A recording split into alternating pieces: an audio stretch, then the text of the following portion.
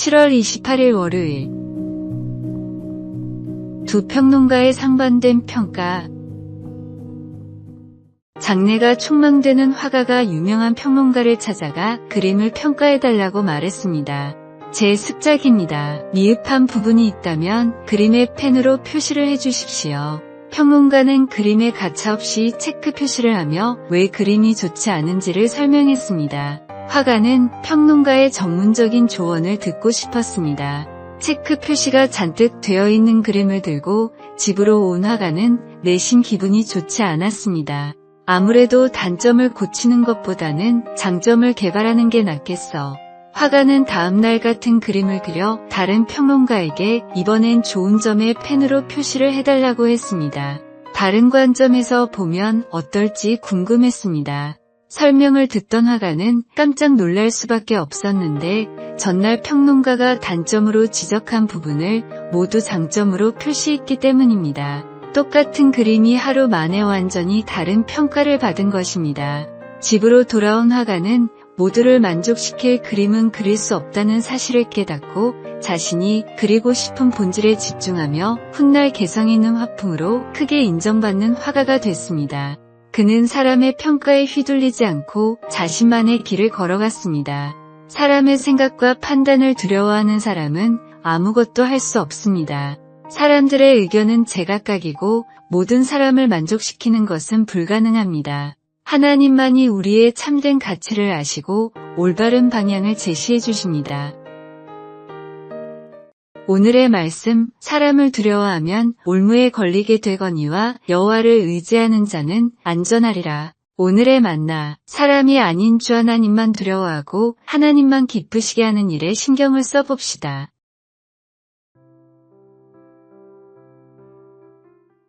(7월 29일) 화요일. 재정관리가 가져온 변화. 정부에서 연구의 일환으로 무료로 재정관리를 받을 지원자를 모집했습니다.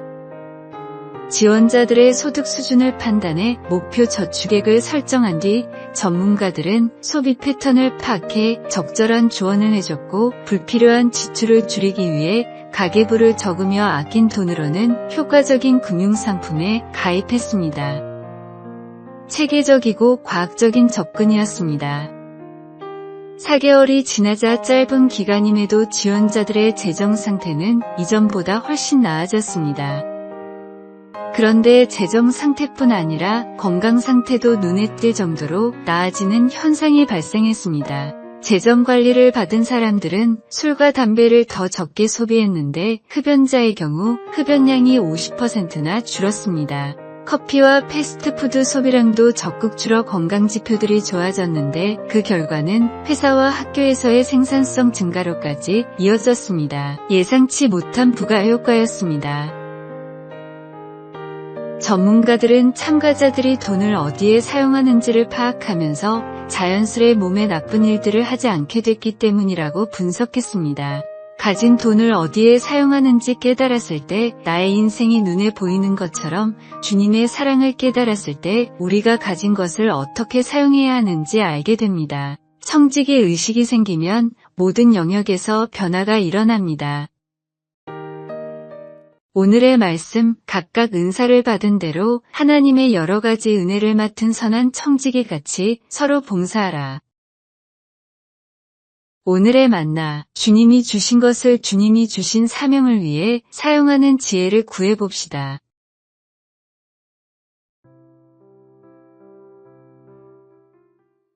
(7월 30일) 수요일.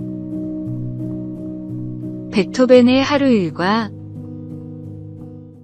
한 음악가의 하루 일과표입니다. 오전 6시 직접 준비한 커피를 마신. 오전 6시 30분 작곡. 오후 2시 30분 점심 식사. 오후 3시 30분 앞보와 연필을 챙겨서 산책. 오후 5시 30분 간단한 식사와 독서, 휴식. 오후 10시 수면.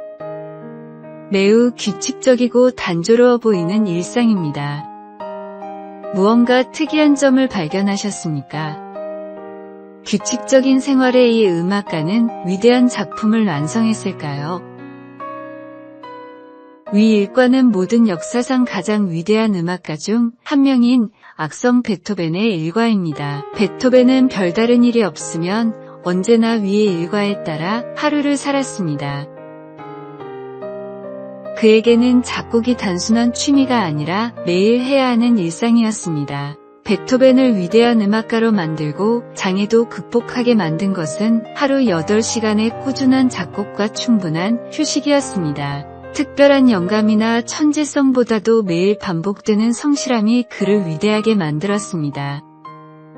좋은 습관은 위대한 성과를 이룹니다. 나의 삶에서 가장 중요한 것은 무엇이며 그 일을 위해 어떤 노력을 쌓고 있습니까? 우리의 신앙생활도 마찬가지입니다. 특별한 체험이나 은사보다도 매일의 작은 순종과 성실함이 우리를 성숙한 신앙인으로 만들어갑니다. 오늘의 말씀, 그들이 날마다 성전에 있든지 집에 있든지 예수는 그리스도라고 가르치기와 전도하기를 그치지 아니하니라. 오늘의 만나, 매일 반복해야 할 좋은 믿음의 습관을 만들어 꾸준히 실천해 봅시다. 7월 31일 목요일, 마지막 선물. 달의 마지막 날입니다. 한 달 전 새로운 다짐으로 시작했던 7월이 이제 추억 속으로 사라져갑니다. 마치 여행을 마치고 집으로 돌아가는 길에 사진첩을 넘겨보는 것 같습니다. 시간은 참으로 빠르게 흘러갑니다. 한 사진작가가 있었습니다. 그는 한 달 동안 매일 한 장씩 사진을 찍기로 결심했습니다. 처음에는 특별한 풍경이나 멋진 순간만 담으려 했지만 점점 평범한 일상도 소중하다는 것을 깨달았습니다. 비 오는 날의 우산, 아이스크림을 먹는 아이의 웃음, 지친 퇴근길의 노을까지 모든 것이 의미 있는 장면이었습니다. 카메라 렌즈를 통해 보니 평범한 것들도 특별해 보였습니다. 31일 저녁 그는 31장의 사진을 모아 앨범을 만들었습니다. 놀랍게도 각각은 평범해 보였지만 전체를 보니 아름다운 이야기가 완성되어 있었습니다.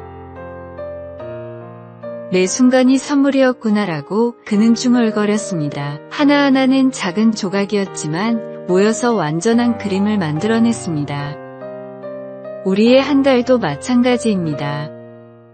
성공한 날도 실패한 날도 기쁜 날도 힘든 날도 모두 하나님께서 허락하신 은혜의 시간이었습니다. 때로는 보이지 않았지만 주님께서는 매 순간 우리와 함께 하셨습니다. 한 달의 마지막에서 우리는 모든 것에 감사할 수 있습니다. 지나간 시간을 후회하기보다는 은혜로 채워진 시간으로 기억하며 감사할 일들을 찾아봅시다. 오늘의 말씀, 범사에 감사하라. 이것이 그리스도 예수 안에서 너희를 향하신 하나님의 뜻이니라. 오늘의 만나, 내일부터 시작될 8월을 향해 감사하는 마음으로 한 걸음 더 나아가는 새로운 각오를 다져봅시다. 8월 1일 금요일. 로드바를 떠나 새 삶으로. 한 해외 선교사 부부에게는 오랫동안 은둔형 외톨이로 지내는 자녀가 있었습니다. 10여 년 이상 세상과 단절된 채 살아오던 그 자녀가 2년 전부터 서서히 변화가 일어나더니 드디어 취업에 성공하게 되었습니다. 부모는 자녀로 인해 흘렸던 눈물과 기도의 시간들을 생각하며 감격했습니다. 요나단의 아들 무비보셋은 그의 아버지와 할아버지 사울왕이 죽었다는 소식을 들은 유모가 안고 도망치는 과정에서 떨어뜨려 다리를 절게 되었습니다. 가시밭길 상황에서 그가 숨어 살던 땅이 바로 로드발입니다. 대화가 없는 땅, 말이 없는 곳이라는 뜻입니다. 로드발에서 나오기만 하면 새 삶을 살 수 있는데도 스스로 자기 아픔에 갇혀 그 땅을 벗어나지 못하고 있었던 것입니다. 훗날 다윗왕은 요나단의 아들이 살아있다는 말을 듣고 그를 그 땅에서 불러내어 왕자의 신분을 회복시키고 왕의 만찬에 참여하도록 합니다. 이는 무비보셋의 다리가 고쳐졌기 때문이 아닙니다. 아물지 않은 상처를 안고 평생 살아야 할지 모르지만 주님의 부르심으로 자신만의 로드바를 떠나면 누구나 이 은혜를 누릴 수 있습니다. 오늘의 말씀, 여호와께서 시온의 포로를 돌려보내실 때에 우리는 꿈꾸는 것 같았도다. 오늘의 만나, 지금 당신이 머물고 있는 로드발이 무엇인지 생각해보고 하나님의 부르심에 응답하여 새로운 삶을 향해 한 걸음 내딛어 보시기 바랍니다.